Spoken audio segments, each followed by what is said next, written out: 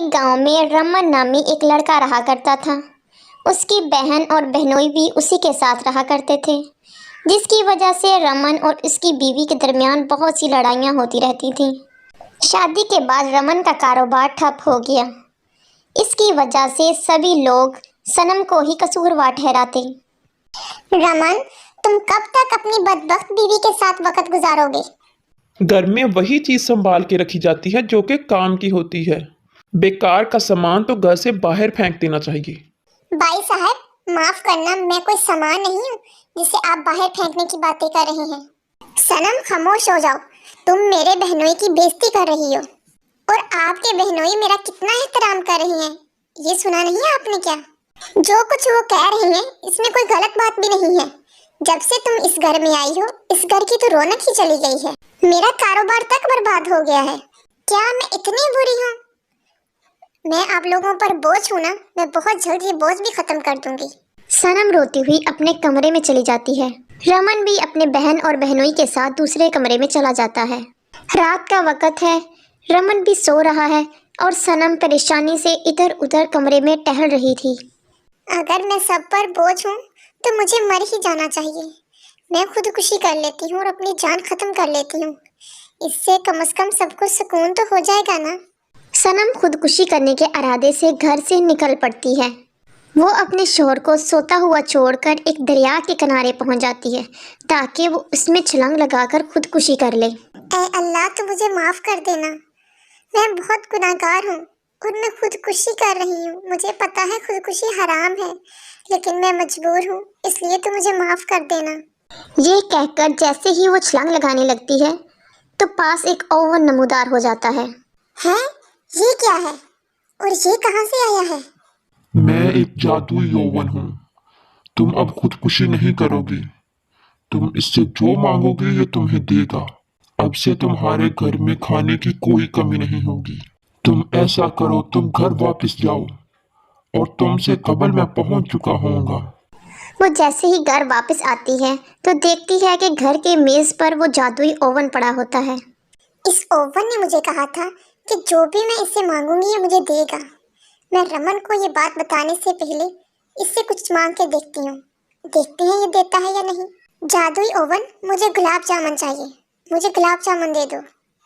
اس کے کہنے کی دیر ہوتی ہے کہ اوون سے کرشمہ ہوتا ہے اور گلاب جامن آ جاتی ہے۔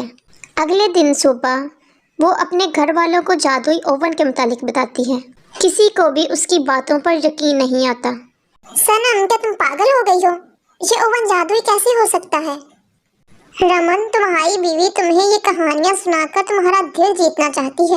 ہاں رمن، یہ ایسے ہی جھوٹ بول رہی ہے۔ مجھے بھی یقین نہیں ہے کہ یہ اوون جادوئی ہو سکتا ہے۔ اے جادوئی اوون، میرے گھر والوں کو تو میری بات پر یقین نہیں ہے، تم ہی کوئی کرشمہ دکھا دو تاکہ ان کو میری بات پر یقین آ جائے۔ تبھی اس اوون کی آواز آتی ہے اور سبھی لوگ حیران ہو جاتے ہیں۔ صنم ٹھیک کہہ رہی ہے، میں ایک جادوئی اوون ہوں۔ تم لوگ مجھ سے کچھ بھی مانگ کر اس کا کرشمہ دیکھ سکتے ہو۔ میں صنم کی وجہ سے ہی اس گھر میں آیا ہوں۔ اگر وہ مجھ سے کچھ بھی مانگے گی میں اس کو دوں گا۔ باجی، اب تو ہمیں صنم کی بات مان لینی چاہیے۔ یہ اوون بھی بول رہا ہے اب تو۔ ہاں، یہ تو واقعی بول رہا ہے۔ کیا یہ واقعی جادوئی اوون ہے؟ اوون کے آتے ہی صنم کے ساتھ سب کا برتاؤ بدل جاتا ہے۔ اب صنم گھر میں خوش رہنے لگتی ہے۔ رمن صنم کے ساتھ اپنے کاروبار کا منصوبہ بناتا ہے۔ ہاں ٹھیک ہے، تم ایسا کرو، مٹھائی کی دکان بنا لو۔ ہم جادوئی اوون سے وہ مٹھائی حاصل کر لیا کریں گے اور تم اپنی دکان پر رکھ کے بیچ دیا کرنا۔ ہاں، تم نے ٹھیک مشورہ دیا ہے، ہم کل ہی اپنی دکان کا افتتاح کریں گے۔ ہاں، ہم پر تو اللہ کا کرم ہوا ہے، اب تو اوون کی وجہ سے ہماری زندگیاں ہی بدل جائیں گی۔ رمن مٹھائی کی دکان کھول لیتا ہے اور صنم اوون سے کئی طرح کی مٹھائیاں نکال کر رمن کو دے دیتی ہے۔ پیسوں کی وجہ سے اس گھر میں خوشحالی آنے لگتی ہے۔ رمن کو احساس ہو جاتا ہے کہ اس نے اپنی بیوی کے ساتھ بہت غلط سلوک کیا تھا اور رمن اپنی بیوی سے معافی مانگتا ہے۔ رمن اور صنم کو اتنا خوش دیکھ کر اس کی بہن اور بہنوئی بہت جیلس ہوتے ہیں، اس لیے وہ رات کے اندھیرے میں جادوئی اوون کو چوری کر کے گھر سے بھاگنے کا منصوبہ بنا لیتے ہیں۔ ایسا کرو، ہم جادوئی اوون لیتے ہیں اور اس گھر سے چلے جاتے ہیں۔ हाँ, तुम फिक्र ना करो, मैंने भागने का सारा इंतजाम कर लिया है। चलो जल्दी करो, इससे पहले कि रमन और सनम उठ जाएं। रमन की बहन और बहनोई उस जगह पर आते हैं जहाँ पर ओवन पड़ा होता है। रमन की बहन जैसे ही ओवन को हाथ लगाती है, उसका हाथ बिल्कुल उससे साथ चिपक जाता है और उसको करंट लगने लगता है। वो चीखने चलाने लगती है। उसकी चीखें सुनकर रमन और सनम भागते हुए उसके पास आते हैं। बाजी, इतनी रात को आप यहाँ क्या कर रही हैं?